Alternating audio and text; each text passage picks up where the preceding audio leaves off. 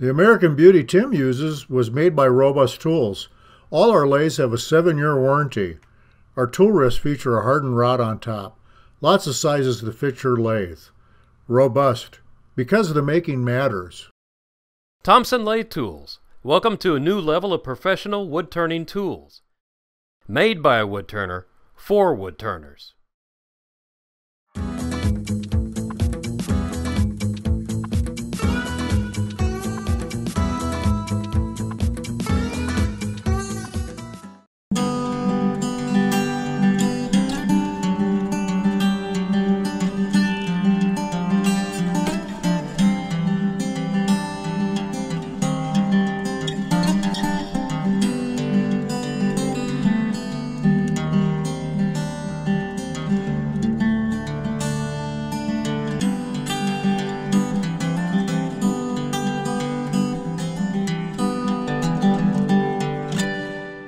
Today we're going to be working with resin again and a wood product. If you remember a few shows back, we made some Alumilite out of cactus juice and we put this into a pressure pot and made these resin blocks, and out of these we made some tops. Really cool material. Well, I ran into a guy named Keith Lackner, a really nice guy, and he's doing a process now where he mixes wood with the resin and makes a combination block. You can find him on Facebook. He sells the blocks. They're kind of pricey, but actually if you think about what you have to invest to make one of these things, it's not that bad. This is about $85, $95. But this is the Alumilite, and you can see right here, we have a little bit of wood, right? Let me rotate it around, you see some more wood. He's taken some beautiful Claro Walnut burl and he's put it into the casting along with this resin.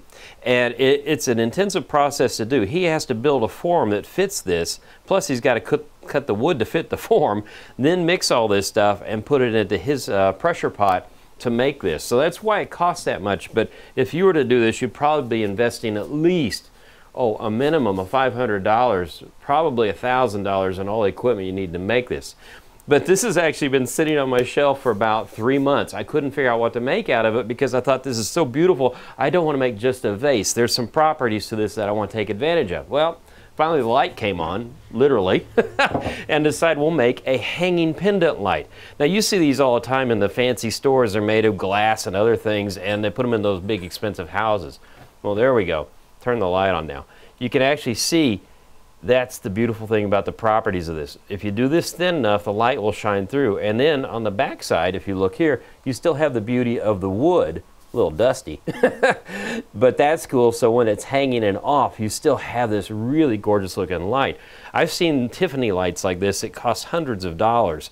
So this is actually a reasonable project to make. And the fixtures and stuff, I actually just picked them up over at Lowe's.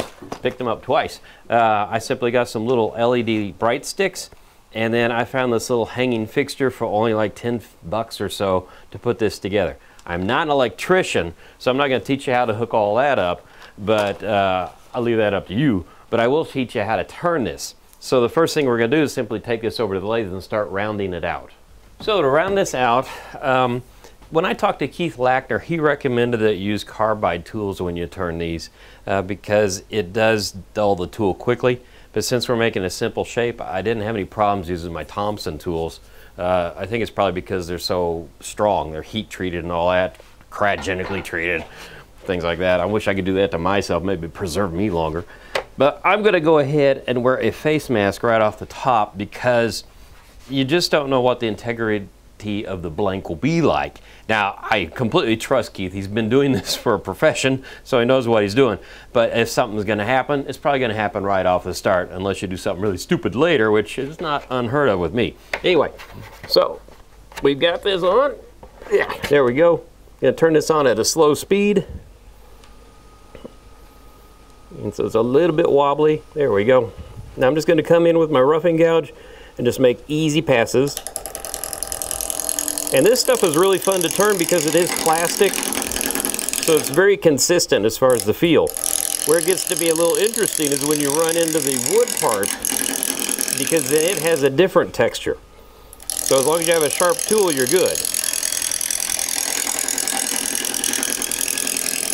And I'm simply just distributing my weight back, and then moving it to my right, and going into the cut.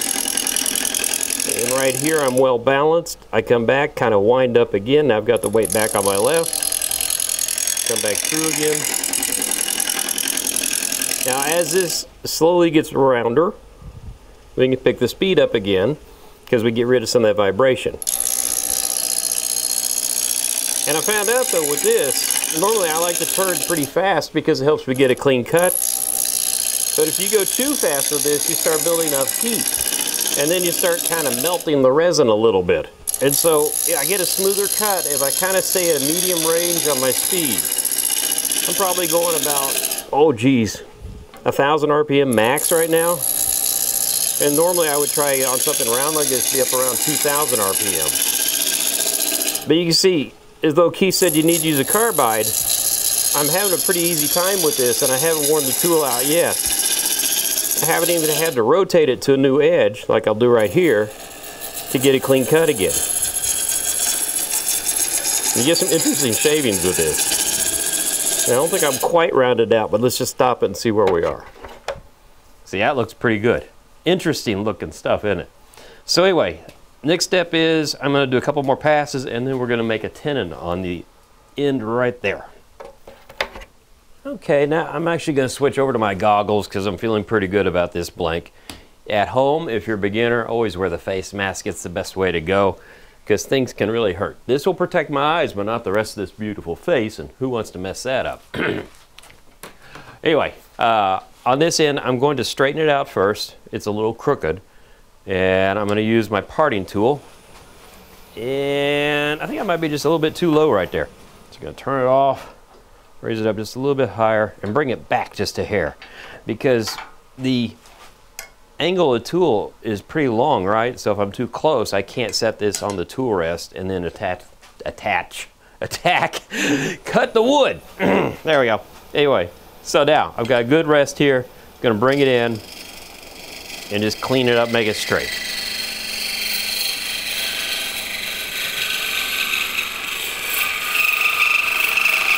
Riding the bevel all the way down. There we go. Okay, that looks good. Now, I know that my chuck jaws require a minimum of a 2 3/8 inch tenon. So I'm going to make this about 2.5 inches. And I'm using my handy dandy calipers here because I've already set them to that to make sure I have the right size. Ooh, almost got that perfect. That never happens.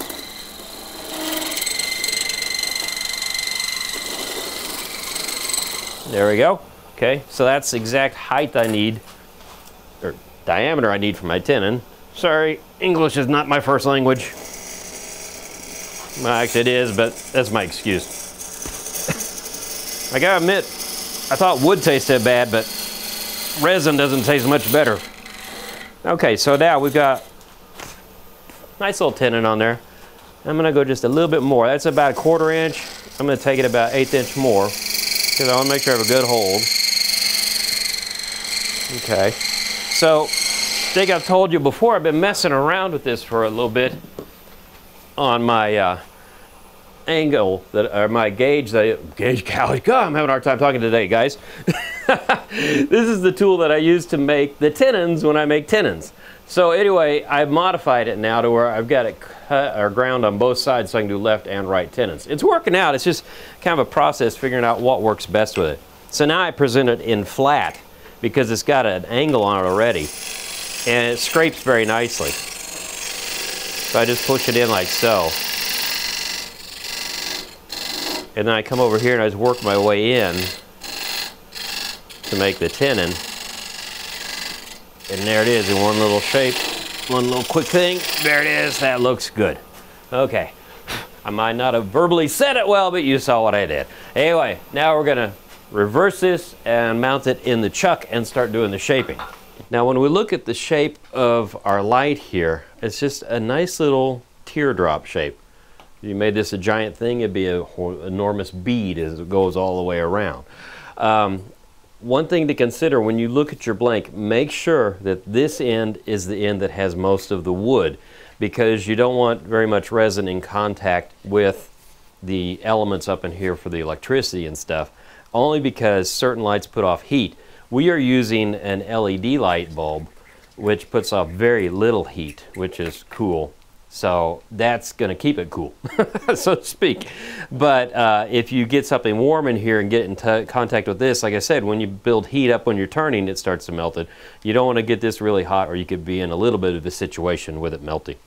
But anyway, so we've got it mounted on the lathe now. Put this over here. And we're just going to start making our gentle shape. So I'm going to go ahead and go back to the roughing gouge, because it's a very gentle bead shape, like I said. The issue is let me show this really quickly again here, is that we're going to come down narrow like this, but we're not going to do that right away. We're going to leave it proud, because as we hollow, I need this thick so I have a lot of strength in there. So don't make it the exact shape you want right off the bat. Kind of work your way up to it in stages. So back to Mr. Roughing Gouge. I'm going to turn this on. I'm going to establish my curve from here back to find my high point. So with a bead, you always sneak up on it. So we're going to start right here and just start taking cuts. And I mean, the shavings that come off right now are incredible, aren't they? They're just really cool looking. They're floaty, airy. I mean, that's one cool thing about turning a resin. It's really different than any other shavings that you get. So I'm just gently working my way here, not taking a lot at one time. I can be a little more aggressive than that, but it's kind of fun watching it. Almost like stringy snow. And if you don't have a sharp tool, you will not get shavings like this.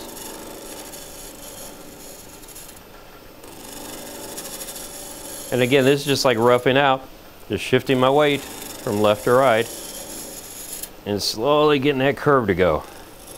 I'll put a little more force into it to get a little more of a curve going. You can actually feel the bevel of the tool kind of sticking, so that means I've got the speed up as fast as I need it probably, because I'm building up heat with friction from the bevel touching. You can see why this is why Keith recommends a carbide, because if you had a regular steel or high-speed steel tool, you'd probably be getting ready to sharpen right now. Get that curve a little bit more the way I want it. Okay, so I've got a very gentle curve there. I'm going to work my way back here though, because I don't want any straight lines in this whatsoever. So I'm going to work on this a little bit, and then we're going to work our way down to that end to get more of a curve going, and then you'll see the final shape we're going to have.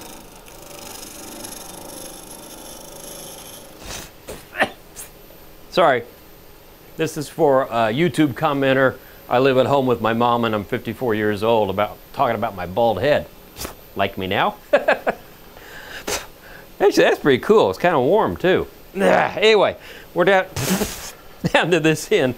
So I'm going to take my spindle gouge and start making the curve here, because I can't come in here with the roughing gouge because it's too wide of an angle. So we'll just get the cut going and just lean into it. And this is where we start establishing the trajectory of the light, basically. This is where we see what the teardrop shape is going to be like.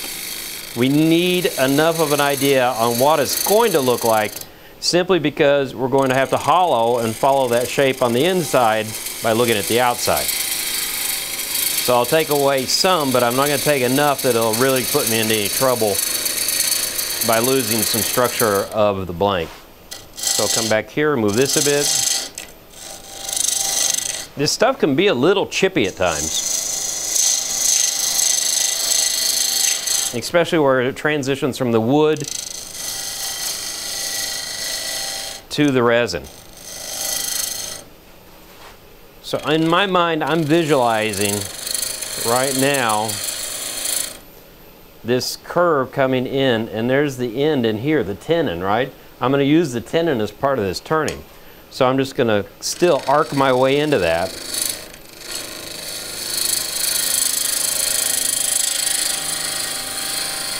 Okay. So that gives me a pretty good idea what my outside shape is going to be. That looks good. So the next step, I got a little bump there, I'll get rid of that. Do a little pull cut. I want to get a nice surface on here, and this pull cut helps. This is a swept back grind, ouch, on this tool, so it gives me the ability to do this pull. And by doing the pull cut on the wood, I take any tear out that I have on there. I don't want to have to do a lot of sanding on this because the resin actually clogs up the sandpaper quickly. So the closer you can have this to your final shape, the better. So it looks like I'm being a little picky here, but it's for a reason. So we stop that. And so now we've got our nice shape going. It's beautiful transition between the wood and the resin. I think it's gonna look great. So anyway, I'm gonna sand this next, and I'll show you a little bit of that because there's some techniques you gotta watch when you're sanding resin. I'm gonna crank up my air filtration system up there because the resin dust is kind of bad for you. By the way, I got a few emails asking me what this dust mask is that I'm using, and I bought this online. It's RZ mask, look them up. It's really cool because it's neoprene, and then you actually have the mask on the inside, and you can change and dispose and throw these out. The reason I like this is because I have a beard, and I have not found a mask up until now that actually works with my beard because it never gave me a good airtight seal. So this thing is really cool, and it's soft. It gets a little bit warm, but for me the protection is worth it. So get my goggles here. I'm using micro mesh on this because this stuff really builds up in the sandpaper. So I'll turn this on, turn on slow, start with 80 grit.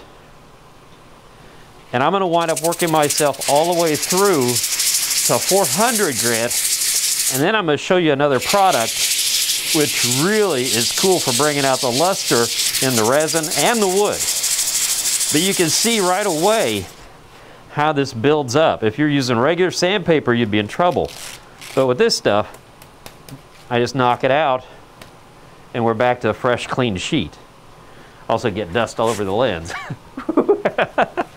Anyway, let me work this down to 400 grit, and then I'll show you the next thing we're gonna do on the surface of this.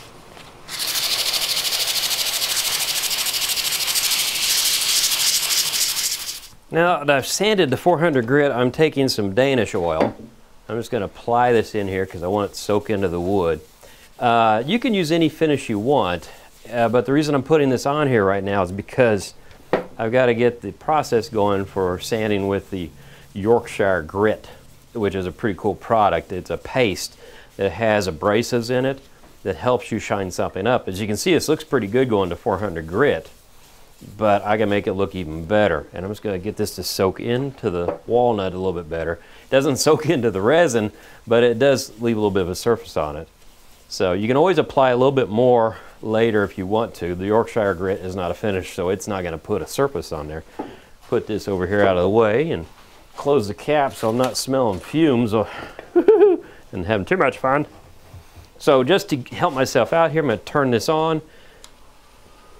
So get splashed here and pick up some speed. I'm just going to use a little bit of heat to help just kind of dry in and rub off the rest of the oil there. And this is a nice quick way to do a finish.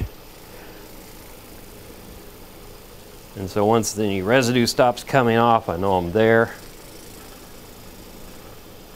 There we go. Okay, that looks good. Now for the Yorkshire Grit, it comes in this little can. And Glenn Sr. from Yorkshire, Scarborough, I gotta get this right. He's over the pond. Scarborough, North Yorkshire, makes this stuff.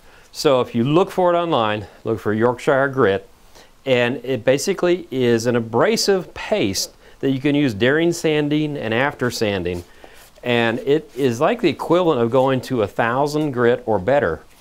And I really like the results of it. I usually will use micro mesh and sand to great lengths sometimes, you know, to get a really high polish on something.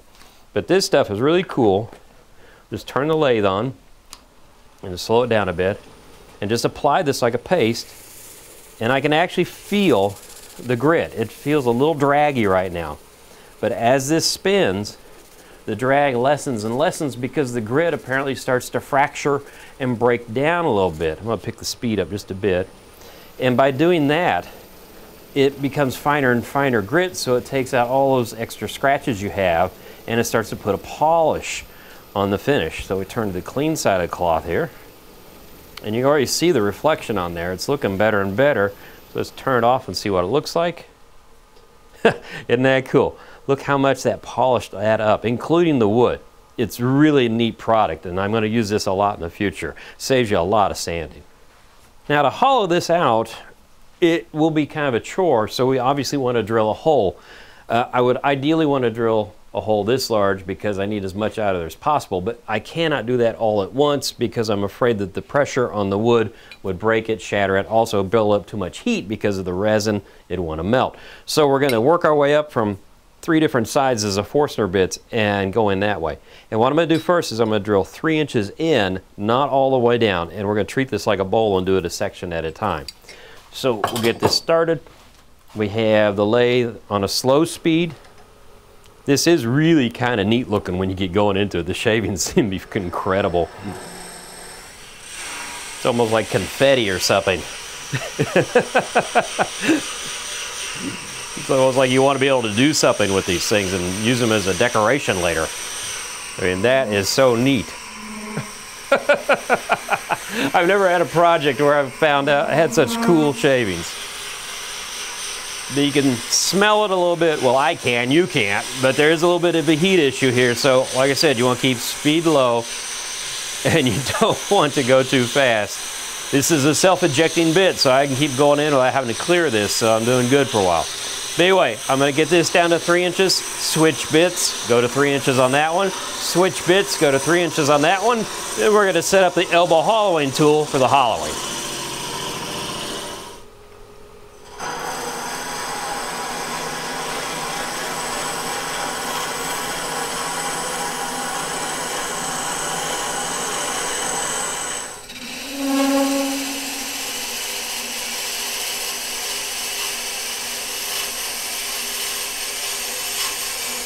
Okay, I have my elbow tool set up. I put the Hunter carbide tip on there and I have it at an angle because I want to come in with this at a shear cut rather than straight on, which could be an issue. I'm going to, there it is. Got to find the on part to the lathe. Turn this on. Now if this is a bigger vessel, you'd probably want to put a system up here to hold this in place. Oops, make sure I'm on center here. I want to raise this up just a tick. There we go. You'd want a center steady to keep this from moving, but at this depth I think we're okay. I'm going to bring this in and just take some gentle cuts. You'll hear a little bit of vibration as you go because of how far out this is hanging, but it's taking a nice clean cut. I also have the laser set up to get me the exact width of the wall that I need, and I want to be around 3/16 of an inch because I found out that that's the best thickness to allow light to come through. And so if I can do that uniformly all the way down, then when I light it up, it looks really cool. But one thing you want to do as you go along is you want to actually take like your work light, bring it up underneath, turn it on and shine it through, and then you'll see how you're doing. Right now it won't go through because we're really thick. But I'm gonna whittle away at this and go down to the 3 inches and get this down to 3/16 of an inch. And then what we'll do is we'll drill down another 3 inches to get close to the base and hollow again. Now you can see I'm using the light to see if I'm consistent on my thickness, but I'm also going to use a pair of calipers, or a caliper, and make sure my thickness is right. And I'm doing good. I'm right at about 1/8 of an inch, but a little bit proud of that. So the next step is to, again, drill 3 inches deeper to where I'm coming in right close to the base where the chuck jaws are, and then hollow it down to that point. And then we're going to be ready to drill the final hole in here, and we're going to flip the thing and work on the bottom. Okay, well, we're hollowed all the way through. The last thing I did after I got it all thinned out was to drill a hole in here which is going to receive the light element. And so that's going to vary depending on what light system you use. The deal that got me was I'm trying to think about how to do this. I'm sitting there going, okay, how am I going to finish this end? How do I hold this now? This is fragile. I can't expand into it. It'll break. How do I hang on to it? Well, lo and behold, my buddy Ron Brown with Ron Brown's Best has come up with a new gizmo. And this is called his donut chuck. And this is really pretty cool. This is the part that mounts to your face of your lathe. So in other words, it's got, this will go onto your spindle right there, right? And so it sits like this, and then you can put any work you want in here. These holes expand out. you have this big old expander here, so you can put screws all the way out to here and put a 16-inch bowl in here and turn the bottom of a bowl. He provides you with all these different sizes inserts depending on what size project you're working on. This is cool because it's open on this end in case you have a ladle and the handle's coming out, so it gives you access like that. The only issue I ran into was with all these options he had none that would fit the diameter of this perfectly for me, and so that was an issue. I'm sitting there, how am I going to use this? How am I going to work this out? Well, if you remember right, when we did our resin casting, we went to went to Sam's Club, and they sell this cutting board that's a plastic, a melamine or something. It's a resin, and you can turn it and make little things out of it. Well, guess what? I took a piece here, used one of these as a template for the holes, and made my own special diameter. So this is going to fit mine perfectly. So what I'm going to do is I'm going to take this apart, mount this inside. This ring's going to go down over here and hold it in place, and then we'll go to the lathe and I'll show you how we can turn and finish this in. Now you can see we have it mounted, and this is really kind of cool when you see it in place, how it's physically holding that, and it's pretty steady, looks good. One thing, well, depending on the diameter of your light fixture that you're using, make sure that your chuck tenon is not narrower. So you can see we're fitting okay. I just have to remove this and blend this in and make a little shape here. So I'm going to use the spindle gouge for that, and then once I have the shape done the way I want it, I don't want to bring this up. 750 RPM is the max you want to go with this thing.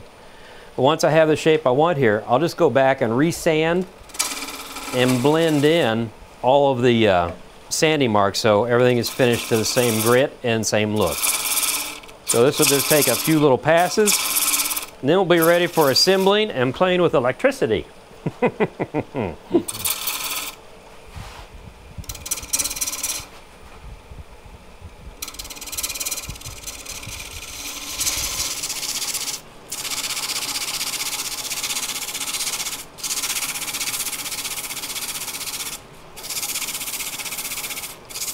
Now the way this system works is pretty easy. It has a retaining ring, so once I put this inside here, I actually push this up in there, and then that clamps this on tight. But just for effect, we'll go ahead and put the bulb in and slide it through and show you how this worked out. Whoa, plugged in. Isn't that cool? That really came out great. And depending on the light you use, this one has nothing up here, so you put a different bulb in there, you'll illuminate the whole thing. But anyway, that's how you make a hanging light fixture and make it out of Alumilite mixed with wood, which I think is really cool. And a big thank you to Keith Lackner for sending me the blanks. I think they're really beautiful, really cool. And also the Yorkshire Grit, I really did like that. It's a good product. I'm going to use that more in the future. And I'm going to keep playing with Ron Brown's donut chuck because I think it has a lot of uses to it and a lot of modifications you can do yourself. But anyway, I hope you enjoyed that project, and until next time on Wood Turning, keep turning.